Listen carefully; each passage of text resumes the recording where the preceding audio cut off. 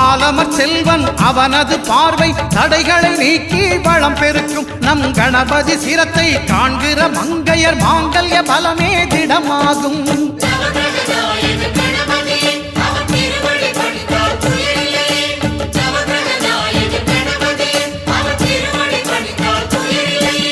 ஒன்பது கோளும் ஒன்றாய் காண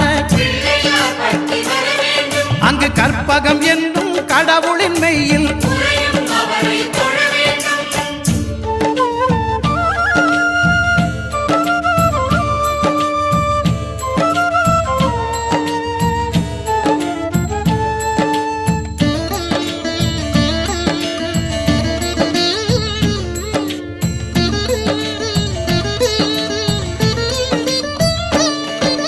சுக்கிரன் பார்வை படுதல் வேண்டின்